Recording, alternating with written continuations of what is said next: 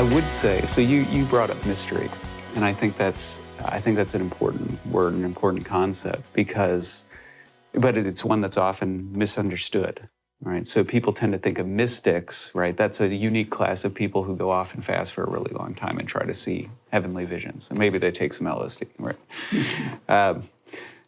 But that's not, or they'll use it as a term that's sort of lacks intellectual integrity. It's just when I can't give you an answer, I say, well, it's a mystery, right? It's a way of punting on the topic. But it's really neither if you properly understand it. If you really look at it the way the Eastern Fathers understood it, the term from which we get mystery originates from muin, right, which is a verb to shut. And Plato talks about this. He talks about this in the context of mystery cults in the ancient world, where you'd be initiated into a secret knowledge and you'd have to shut your eyes or shut your mouth to be initiated. And then from this derives the term mystikos, which is the mysterious one, right? Somebody who's been initiated. And then with Clement of Alexandria, he picks up this concept of mystery, and he specifically uses it to talk about Christians who have been initiated into the knowledge of God. And what Clement specifically talks about is the fact that the Old Testament is sort of this veiled picture of God. You're seeing something of God, but there's all these cryptic images in there. There's all these types and metaphors and shadows, and it's hazy. But once you've been initiated and seen that in the light of Christ, now you actually come to understand what those things are, who God is. And Origen uses the Transfiguration. If obviously you know the icon of the Transfiguration, but for anyone who hasn't seen it, right, it's Christ on the mountain, radiating light. You see the apostles there, and then you see Moses and Elijah. How Origen of Alexandria interpreted that, the allegorical or the spiritual reading of it, was that Moses and Elijah, representing the Old Testament scriptures, have no light in themselves until bathed in the light of Christ, right? And then he interprets Christ's garments as the four Gospels and so on. And the reason the apostles are there is to show you that once the initiated one's eyes are opened, they can see the full picture now. And of course, that became associated with the church, right? The means by which you are initiated, the means by which, it wasn't just an intellectual, this is the right reading of the Old Testament or something like that. It was an ontological reality of being initiated and participating in that. So you used an excellent metaphor, which was an embryo, right? It's not full grown. It's tacitly already all that it is, but it needs to grow up. And you see that in 1 John, where it refers to the sperma of God, right? The seed that is in you that you need to protect and you need to nurture and see grow up. And I believe it's preserved by Eusebius, but there's a text in the ancient church that uses the church, refers to the church metaphorically as Mary, because in its womb are gestating little Christs. Right, who are C.S. Lewis actually used that term in Mere Christianity, little Christ, right. That's right. And so within the context of the church, when you look at what mystery really is, it's not punting, it's not something that's unique to people living off in caves. It's anyone who has taken the sacramental means of initiation and entered into a knowledge of God, chosen to participate in the realities that Christ has accomplished in and for humanity. And then that becomes this key element, though, that I think one of the things that gets lost unless you see this embryo concept that you talked about. We have a tendency, I think, in Western modernist thinking to make knowledge strictly up here, right? It's strictly epistemological, right? It's strictly about, knowing that something's sitting in front of me, or knowing that, 2 + 2 = 4, right? Whereas the Eastern Fathers recognize that there is a deep ontology, that there are aspects of me I don't know, right? Basil says this when he's dealing with certain heretics, the Eunomians, who claim to know, not only God, but anything they can define. And he says, I don't even know myself, right? I know Hank to a degree, right? But I don't know all of Hank. I can't peer into him. And I don't even know myself to peer deeply into. There's a deep ontology there. And in that, there is a participation in things. There are things that I experience and participate in are part of me that I don't even know are part of me, right? Obviously, you and I both have the experience of not knowing that cancer is at work in our body, but it's unquestionably was there, part of our experience, whether we knew it or not, whether we were aware of it or not. And C.S. Lewis talks about this too in The Problem of Pain, when he talks about the fact that spiritual realities, just because we can't see them and taste them and touch them typically, we're often unaware of them. So there are things that interact with us and we just don't realize it. And if you take seriously the idea that we exist, if we live and move and have our being in God, most of us are unaware of that fact, right? We walk around and presume that we exist autonomously.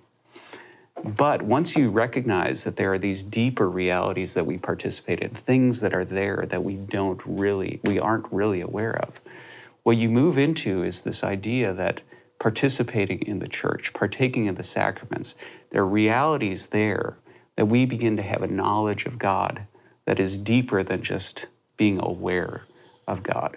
And you see this especially, you brought up my son 𝘍𝘍𝘠. I think he's a good example of this. When you baptize an infant, right? If you take seriously what Paul says about baptism and what it does, that this person has been buried and raised with Christ, there is an ontological reality of participation there that the infant has no concept of and won't have a concept of for years.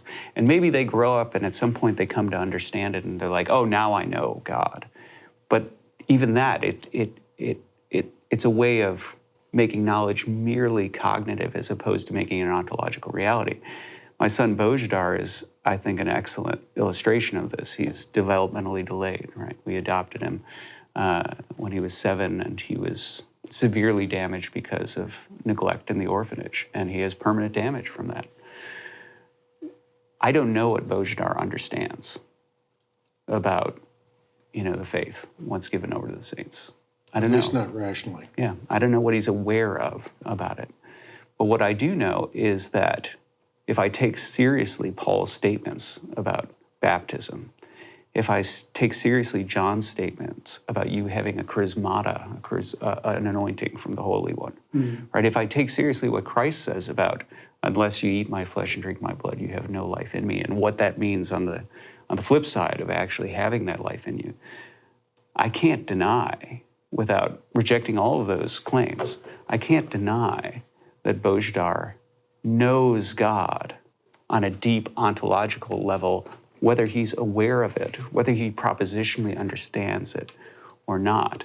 And I think that's a critical feature to understanding that all of Christianity is based on a mystical experience. The liturgy itself is a mystical experience, not in the sense that we go off in a cave and we starve ourselves or try to pursue visions, but in the sense that we recognize that there are ontological realities promised to us here of participating in when we enter into it. In Truth Matters, Life Matters More, Hank Hanegraaff explains what it means to participate in the divine nature, to move beyond the notion of God as an abstract idea, and to know God in Christ Jesus as a personal, transformational presence. Receive Truth Matters, Life Matters More when you call 888-7000-CRI and support the life-changing work of the Christian Research Institute. That's 888-7000-CRI, or go online to equip.org.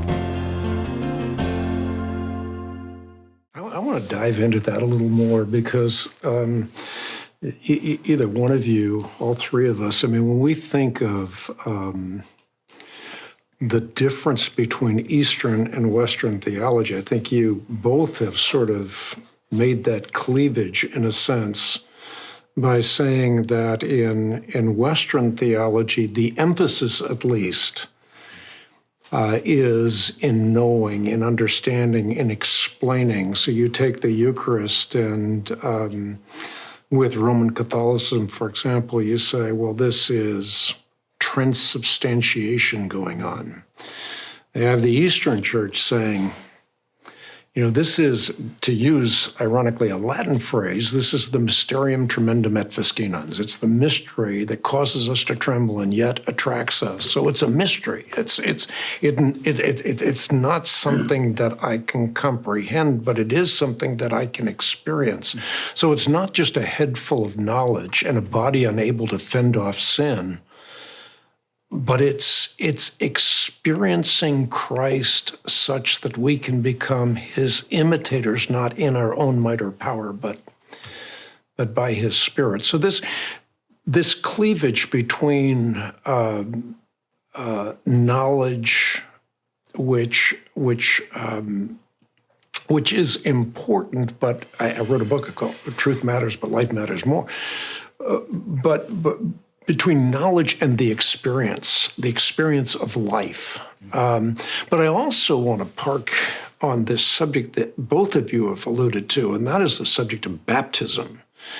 That needs to be unpacked further, because in much of Western theology, particularly after the Reformation, with the advent of men like Ulrich Zwingli, a baptism became something that we do for God, as opposed to something that God does sacramentally in us. One of my favorite Orthodox priests, Father Josiah Trenum, once said that in baptism, you are forgiven. Let's see if I quote him correctly. You are forgiven, you're washed, you're cleansed, you're united to Christ, you're incorporated in the church, and your body becomes the temple of the Holy Spirit. So through baptism, something transformational happens sacramentally. The sacramental view of baptism has been largely lost amid debates with respect to justification, all kinds of debates and conflicts and so forth between the Catholics and the Protestants. But amidst all of that, we've lost this sense of what the significance of baptism from a sacramental standpoint. Well, Hank, I think this all goes back to like this coronavirus thing, just unbelievable crisis the world has, plunged into. And I think we all agree, normal people agree, God did not do this thing. Satan is the one, St. John chapter 10, verse 10, that's his whole purpose, to destroy humanity. Whatever, if God didn't stop him from going any further, he would have killed Job instantly. And so it's God's mercy that, whatever we are able to survive with that. But here's the thing, what do we know about Satan, who is the enemy of God and everything of God? It is in the Garden of Eden. That is saying, don't be so stupid, Eve.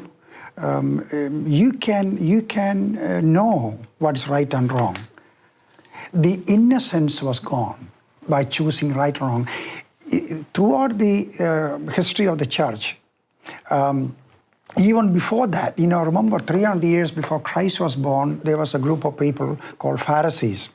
And they were possibly the most devout, godly, holy people walking on earth in terms of inner life, uprightness, and the external behavior.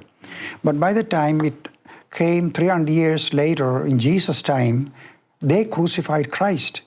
Yet they were the expert in knowledge of the Bible, to the extent they will write commentaries that beyond your imagination, and you know that. And Jesus said, well, you travel crossing seas to convert people because you believe in it, you know the Bible by heart and teach, but you are going to hell. The reason is the knowledge only points out me, the living word, and you don't want me. And so it's a divorce taking place. So Christianity, the same thing happened. that is, especially the Protestant world, I don't like to use the word because people don't like me, but the truth of the matter is Eucharist or baptism, all these things, we decided, as C.S. Lewis said, God is now in the dock. That is, God is in the witness stand, and we decide what is right and what is wrong. So, I mean, the Catholic people saying transubstantiation, really, I mean, I read through their canon law, I don't know how many times. Honestly, it was a helpless, hopeless attempt to explain to simple people, this is serious. And they should not have done, they should have said it's a mystery. It is a mystery. Okay, I asked some people who are radical, fundamental, evangelical, whatever, please tell me, how do you get saved? The term they use. How do you get born again? The term they use. You know, they will quote Bible verses like Ephesians 2:8 and 9. By faith we are saved, not by works and all those things. Please tell me, what is this faith? Where do you get that from? And so you are being spared from going to eternal lake of fire, hell, wherever we preach about for billions and timeless eternity just by you saying few words. And so how do you understand that? Logic doesn't make any sense here. So the attempt of humanity is to explain baptism or Eucharist, any of these mysteries in human terms. And this is the reason why Paul said, the mind of man is always working in enmity with God. It cannot comprehend. Unless we are willing to enter into the mystery of saying, I don't know this, but it is real. You know, I have a friend that I know very, very well. Got his highest education in theology and all these things, you know, the Western theology. And he got convinced that he did not know God after all his degrees. And that drove him to the way of the fathers of the faith, Orthodox faith, and he began to understand, learn about this thing. And one day he was conducting the Holy Communion, and he tells me, it is like, you know, C.S. Lewis' book, Chronicles of Narnia. These kids are gone for hundreds of years, but they come back. It is like they're in the same railway station. There's a harder dimension.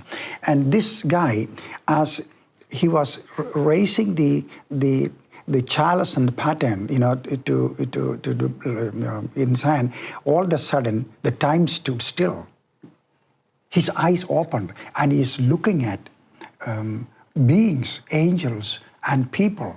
Some people he recognized. The whole altar area filled with different atmosphere and presence and beings. And he tells me he almost fell dead. And it took just a millionth of a second. It was like eternity.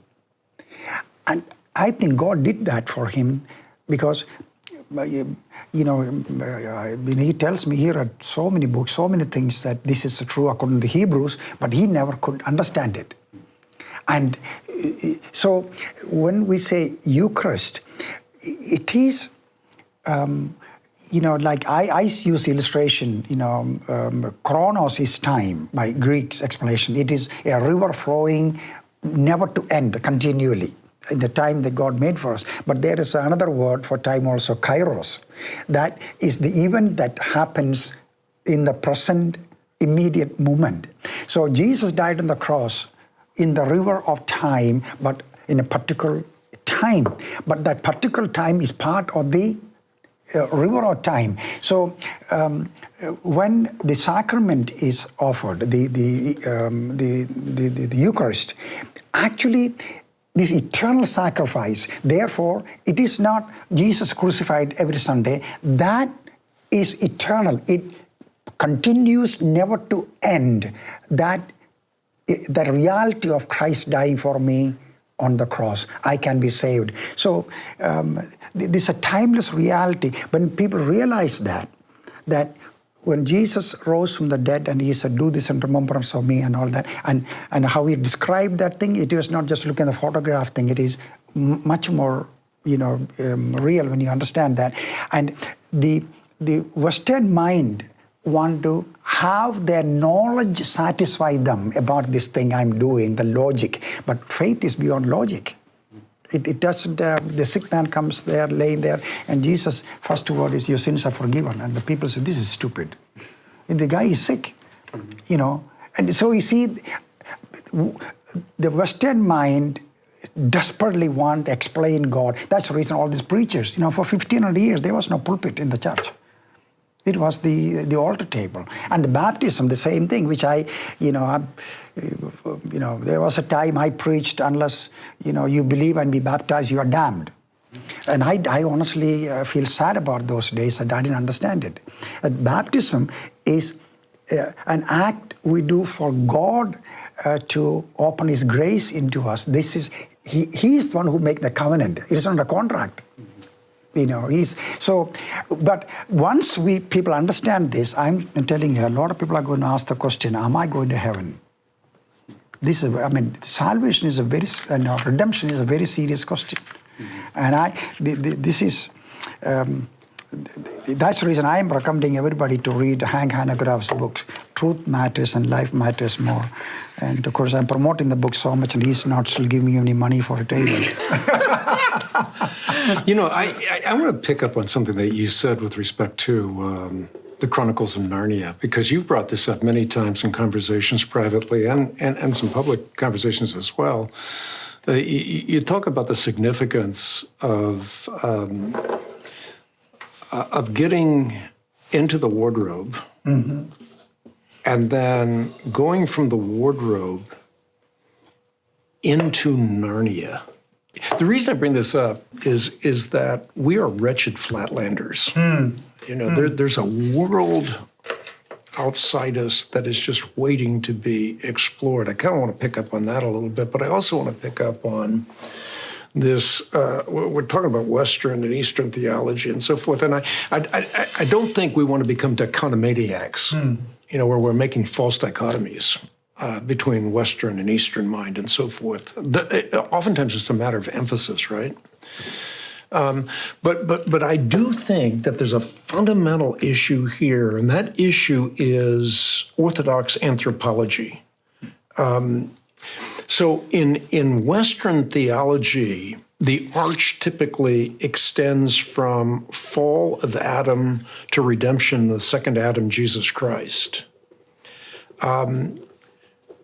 In Eastern Orthodoxy, the arch certainly acknowledges the reality and the beauty and the wonder and the mystery and the power of redemption in Jesus Christ, but the arch extends from creation to deification. And to explain that in simple terms, one of my favorite, and I think yours as well, Nathan, favorite theologian, because you love the Russian theologians, Vladimir Lossky, who said that after the fall, the history of humanity is the history of shipwreck awaiting rescue. But, he said, the port of salvation is not the goal. Right. The goal is for the rescue to continue on a journey whose sole goal is union with God. So it's not just to be saved, as significant, and I don't even want to use the word just, I just did, but it's not only to be saved. If you are in a boat wreck, or if you have the Titanic going down and you're saved in the midst of the raging waters of the ocean, you're thankful in the port of salvation, but you don't want to stay there. You want to continue on a journey whose sole goal is union with God. And that's the emphasis I think that all of us are driving at in this conversation, the emphasis on continuing on a journey, which ultimately means that we experience fellowship in the Holy Trinity, the very thing that we were created for. So I'll pick up on anthropology here, since you brought it up, right? The critical feature of anthropology, because I think it ties into how we view ourselves, how we view the work of Christ, how we view the sacraments, and how we view the flow of history. And so I'll try to concisely talk about all those things. Knowing you, it will not be concise, but it will be profound, and it'll be important. Okay. So I won't spend too much time on the Western view, but suffice it to say that in the West you do have a nature-grace divide that emerges thanks to Augustine and the Pelagian dispute. And the result is you have a tendency to see nature as one thing that has sort of inherent inability to be pleasing to God, and he needs this sort of supernatural imposition to come in that we call grace, that fixes it, makes it capable of doing things that are meritorious or pleasing to God. One of the things that stood out to me so much when I started reading the Eastern Fathers was how different their anthropology was. Because that anthropology had always struck me as, I fear this will be too strong, but honestly, this is the honest way it struck me as a nun, studying theology. It struck me as morally repugnant, because it carried things like, well, unbaptized infants are damned, and these ramifications that I think any honest person looked at and said, well, that violates basic moral intuitions of justice and love. And simply saying pietistically, well, it's God, you just trust him, is anything but satisfying. But when I looked at the Eastern Fathers and their anthropology, I saw a wildly different picture of humanity. I found that, a critical feature of how they viewed humanity is the idea that we're the image of God, right? That we are an icon of God. And sitting in the background of this concept of icon, there are two different types of images. Plato talks about two different types of images. False images like shadows, where they give you a certain representation of a thing, but they're non-substantive, right? They're negations of light. Versus true images, like a reflection. And he points out that a reflection actually is something, it's substantive. And that something, when you define it, when you say, well, what is a reflection? There's no way to define it without being referential. It is a reflection of, fill in the blank. And for that reason, as part of just the very nature of what it is, it cannot be excised from its archetype. Because what it is an image of that thing. That thing is part of its definition. There's a, not bilateral, but unilateral reliance of image upon archetype. And so when they look at humanity and they see Scripture talking about man as an icon of God, what they suggest is actually what you find in the Eastern Fathers, is that it is an essential property, an inextricable property of us, that we are images of our divine archetype. You can bury that, you can suppress it, you can tarnish it, you can pretend it's not there, but there's no getting rid of it. And that becomes a profoundly different view of humanity. As you had said, when you look at somebody who you say, well, this is my enemy, but you now say to yourself, well, they might be a saint in 10 years. It's because there's no getting rid of that possibility. That's what they're made for, and that's woven into their ontology. And when you look at this then in the context of the work of Christ and how they talk about the work of Christ, it's not a supernatural imposition that comes in. Rather, the way they talk about the work of Christ is Christ takes on the second person of the Trinity, the Creator God himself, right? Takes on the fallen, corrupted creature in order to heal it and restore it from within. Gregory of Nyssa uses Christ's parable where he talks about the lost coin. And he suggests that the house in that parable is humanity. And then this coin gets lost in the house, and it needs to be cleaned out. And he suggests that the clutter are the passions, right? All those things that cloud and bury and tarnish the icon of God. And the coin that's lost is the icon, but it's still in the house. And Christ is the one who comes in and cleans the house and finds the coin and then celebrates that it's been restored.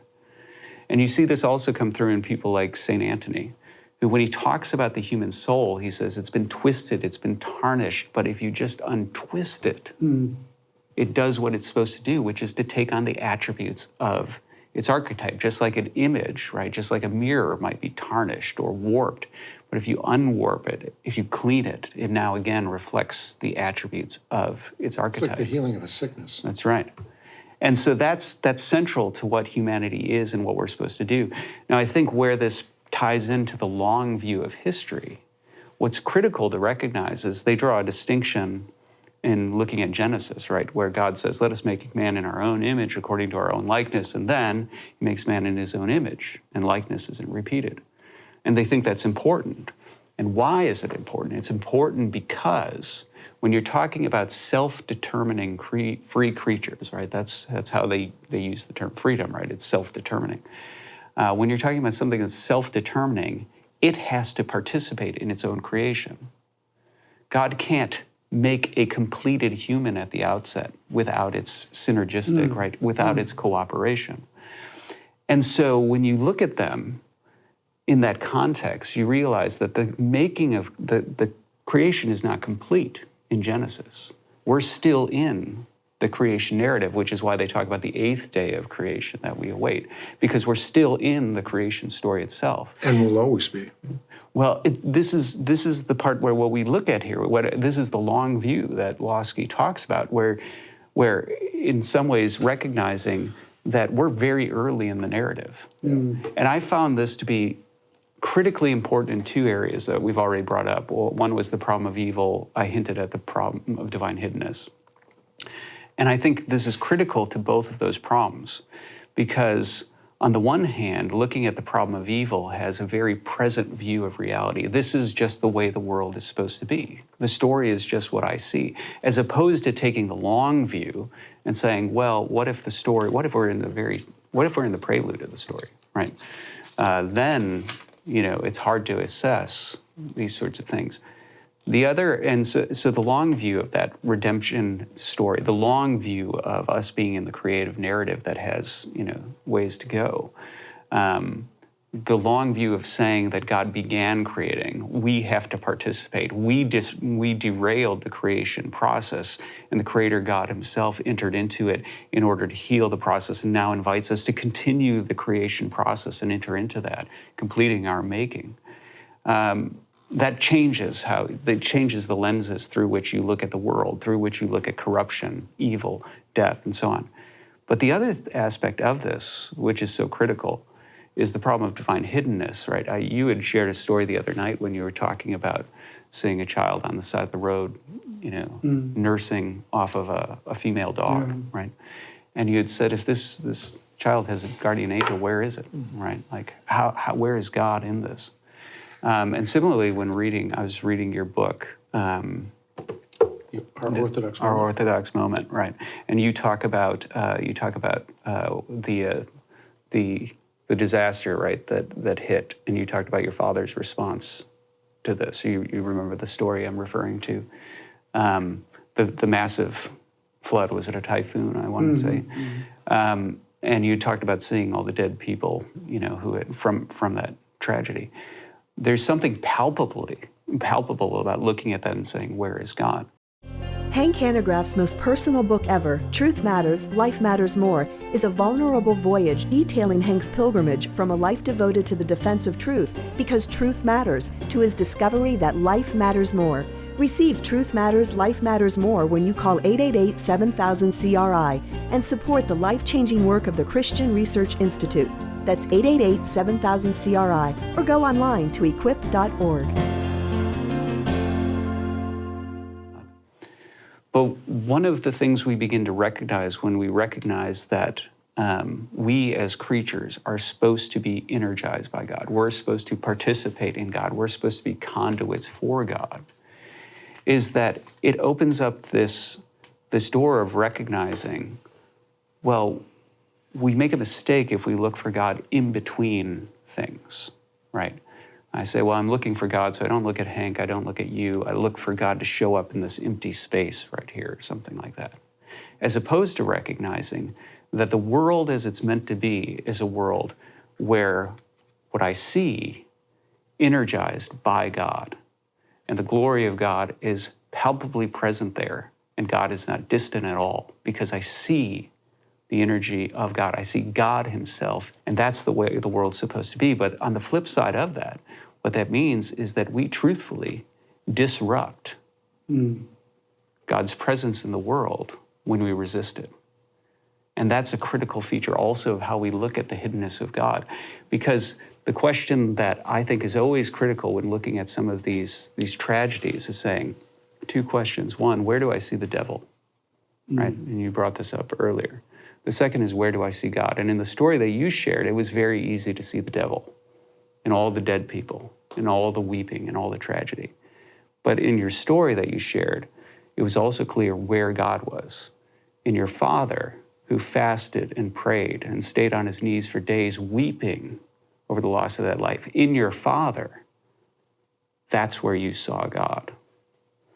Right? And that's I think, the thing that we often miss. We're always looking for God in between things, as opposed to recognizing all of us are participating in something, whether we know it or not. And it's an important question to ask, what am I participating in? Where do I see the devil at work? Where do I see God at work? And not looking always in between things, but in the agents. I don't really want to lose this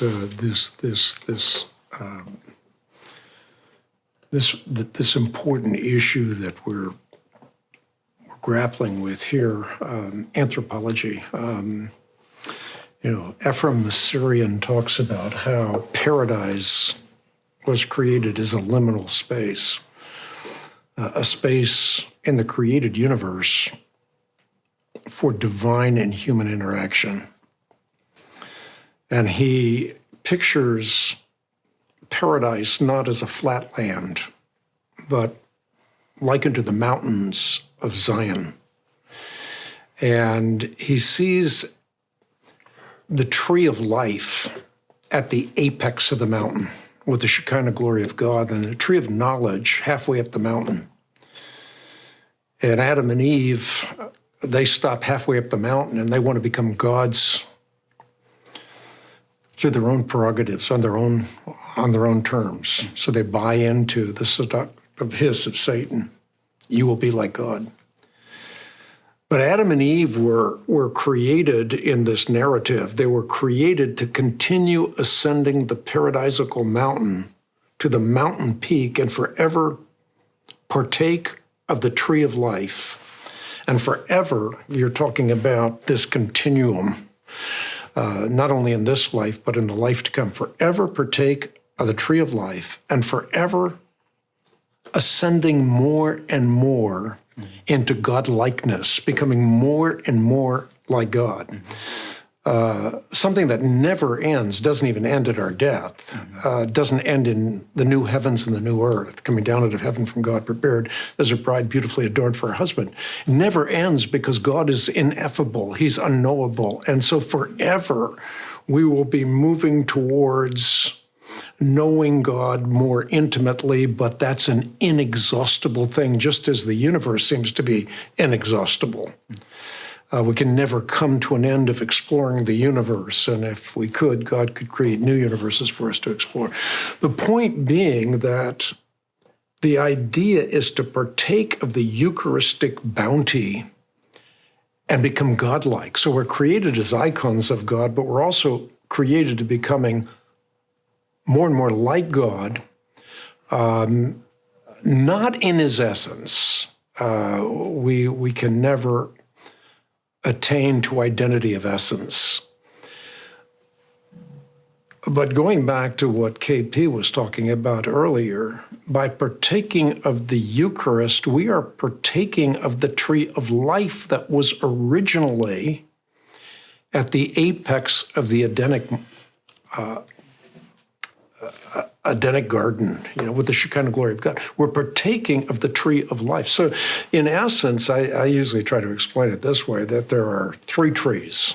There's the tree that you find in the Edenic garden, the tree of life, with the Shekinah glory of God. Adam and Eve were to partake of the tree of life, not to partake of the tree of knowledge. And if they had partaken of the tree of life, they would not have been forbidden the tree of knowledge. That would have been ultimately accessible to them as well. But they were to partake of the tree of life, but they sinned, they were cast out of the garden. In Revelation chapter 21, or 22, I should say, we also read of a garden. It's the eternal garden. And in the eternal garden, we see the tree of life again. The angel shows John the river of the water of life, as clear as crystal, flowing from the throne of God and the Lamb. Down the middle of the great street of the city, on each side of the river, stood the tree of life, bearing 12 crops of fruit, yielding its fruit every month, and the leaves of the tree are for the healing of the nations. No longer will they be cursed. The throne of God and of the Lamb will be in the passage. It's the last passage in the Bible, a quintessential passage in the Bible. So you have the tree of life in the Edenic garden, you have the tree of life in the eternal garden, but on the fulcrum of history stands a tree of life. And that tree of life is the cross. And on that cross, you have the medicine of immortality, allowing us to forever live in Christ. So in the present, we can partake of the Eucharistic bounty that changes us, as Paul puts it. It's a beautiful metaphor, from one glory to another. So that this is the beauty of what we're talking about that I don't want people to lose. I mean, we're not just talking in academic terms here. We're talking about a beauty of a faith. When we're talking about the Eastern worldview and Eastern Orthodox, we're talking about the beauty of a faith in which you don't simply pray a prayer and get a ticket to get into heaven and a ticket to stay out of hell, but you get something much more beautiful than that. You get a progression, not just a point in time, and then you continue to live like baptized secular humanists, but you have a progression. You keep progressing from one glory to another, and that progression never ends. And that progression is what we're created for, fellowship in the Holy Trinity. I suppose if there's something that I have a vested interest in this discussion is that very thing, people understanding through your lens, my lens, people understanding that there's more than a punctiliar salvation. I'm not denying that there's a point in time where you're baptized. I'm not denying that there's a point in time where you say Jesus is Lord. I'm not denying any of that. But I'm saying that there's more. Hank, and I want to discuss that more. One of the things, like all of us, I think, keep thinking and thinking. Sometimes I sit 6-7 hours doing nothing but just thinking. And one of the, thing I go back to this thing that is one of the greatest deception Lucifer and billions of demons put on humanity in history is making the Bible the means of salvation and redemption. That is, it ends in itself, not a means. What I mean by that is, Jesus has told us the eternal Word, the Word of the Father, capital W-O-R-D, and He became flesh and dwelt among us.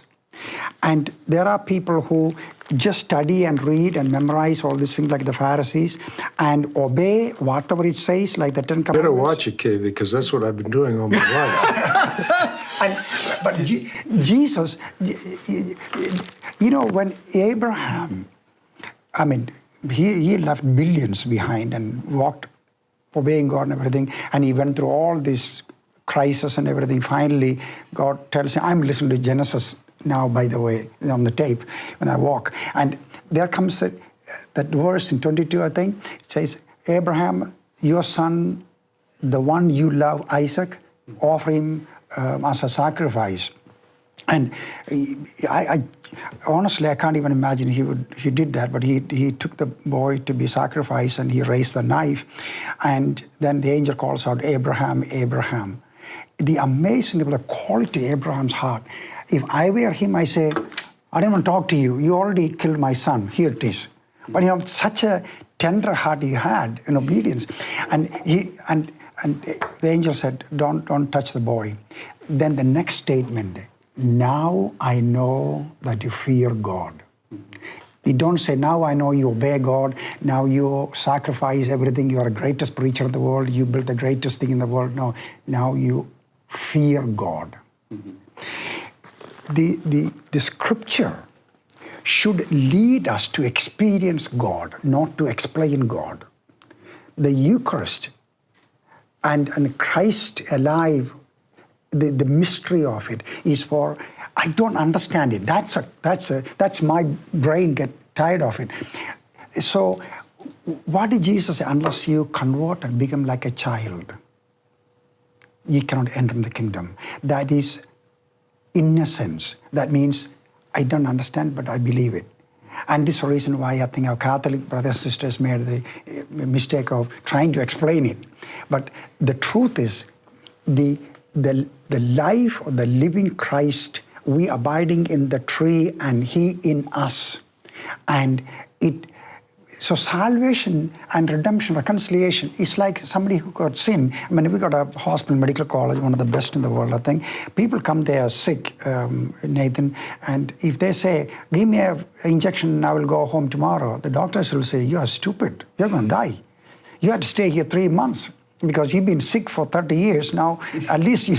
So the same way, salvation for a lot of people in the world today, I stood up and said 4 words and somebody dunked him in the water, and honestly, the most sincere, I'm not trying to promote any particular religion or anything, but I'm very worried about the Christianity that's going to be the greatest falling away because they really don't have the real work of God in them. They think they are, but they are not.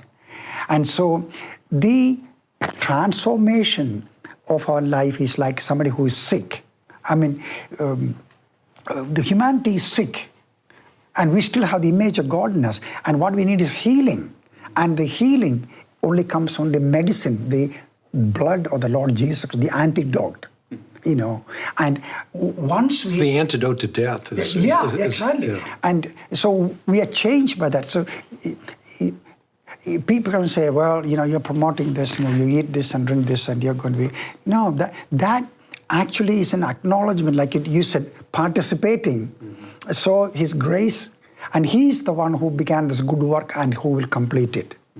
Even the faith we have to believe this is given as a gift. But there's a Christianity that said, I didn't want to believe anything unless I understand it. Mm-hmm. And they make their own doctrines. And I think this is the reason I keep telling my brother and friend Hanegraaff, we need to do a movie on Eucharist, and now he put all the blame on you. Oh, wow. And he said, Dr. Nathan is the one. Yeah, so, I mean, we can pick up on this whole issue of the Eucharist. I mean, on the one hand, I mean, it's the title of my book is not unique to me. It was given to me by a dear friend, Elijah Wujaya, who I talked about truth matters. I gave him a bracelet that says truth matters. He handed it back to me. He says, I think life matters more. And but he never said truth doesn't matter. Sure. He said life matters more. And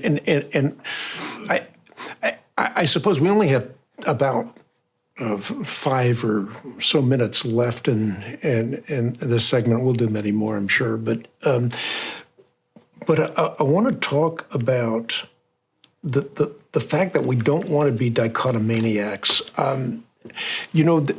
I think about Aquinas. Thomas Aquinas had a Eucharistic experience. I think it was 1273. He had a Eucharistic experience. He had tried to codify all of wisdom, a lot of the disciplines that you've been investing your life in. And then he had this Eucharistic experience in a chapel, and he said to his secretary, who wanted him to continue writing, he said, I cannot write anymore. Everything that I've written appears to me as just dust or rubbish. Or I forget the metaphor that he used, but... So I want to end this, and so much straw, yeah. So I want to end this segment by simply having you make clear to everyone that might be listening in that we're not trying to make a false dichotomy. Mm-hmm. Right. So, and I would like us to flesh out at some point more this doctrine of the energies. You touched on it, right? Kicked it over to me. I got sidetracked with a very long other topic. But I think we need to talk about that more transparently. But let me just say, by way of say one more time exactly what we're going to be talking about. We'll talk more about the divine energies. Yeah. Okay. And what that means, what those are, what it means to participate in those as we move on. But I would just say this, by way of summary, one of the things that I discovered when reading the Eastern Church Fathers was their understanding of Christianity primarily as an opportunity to be metamorphosized through partaking of the divine nature, right? This is what Peter says, right? The partaking of the divine nature. It was such an alien concept to me in a Western framework that it drew me in. I had to understand what was going on. Now, there's no doubt that in the West, there are doctrines of participation, but as I'm sure we'll talk about, there is something that's quite literally lost in translation. Conceptually, there are things that fall out of the sort of Latin vocabulary as things move on. And so it's not so much that the West has, no understanding of participation or something like that, but it ends up in some ways missing components, critical components that you find in the East, and there ends up being these other emphases on justification and those sorts of disputes. But I think the critical thing to recognize is that for the Eastern Fathers, the primary question, when you ask, what if we were to just ask in a very simple way, what is the Christian religion, right? What is the hope of Christianity? The answer is really, in a nutshell, and this is what I learned from Athanasius and the Cappadocians, that any creature, by virtue of being a creature, this is what comes out in the Arian dispute, is susceptible to corruptibility. Even if it's not corrupt, it's susceptible to corruptibility. And the thing that God offers to all creatures, the thing that we are all created for is to participate in the only incorruptible nature that exists, which is God's own. That's the only hope for creatures, fallen or unfallen, to ever have a type of life that transcends bios, as you said, the distinction between biological life and zoe. And that was plan A from the start. Fall or no fall, that was the hope of creatures, to participate, to partake of the divine life. And it's that divine life that we participate in ever increasing degrees. What you said, from glory, to quote St. Paul, or to quote Lewis, ever onward and upward, right? That it's a participation. And the reason it's eternal, and we can talk about this, is that eternity isn't just, in the way the Eastern Fathers talk, it's not just whatever you get when you step outside of time, right? Like God's eternal, we're not. It is a divine energy. Let me say something real quickly, because we're going to continue this conversation. We're out of time for right now, so we're up against the clock for just a moment. We're going to come back and continue the conversation. But I want to say to people listening in that we're having this conversation not to pontificate, but to engage people in this conversation so that you will have your own conversations with family members and friends. We're learning from one another. All of us are sitting at this table because we've invested a great deal of our lives in talking about and experiencing the divine energies of God. When we come back, I do want to talk about divine energies. I hope you listening into us will continue the conversation on your own, and we're going to have further conversations. But we want to talk about divine energies when we come back, as Nathan said, because this is an incredibly important topic to distinguish between the divine energies and the essence of God. and how those divine energies penetrate the created realm, God being manifest in each one of those energies. And those energies we can participate in, and those energies, not in an impersonal sense, but those energies really do change us in a palpable, in a tangible way. And when you grasp this subject, which we're going to expand on, it will absolutely rewire your circuits. I'll leave it at that.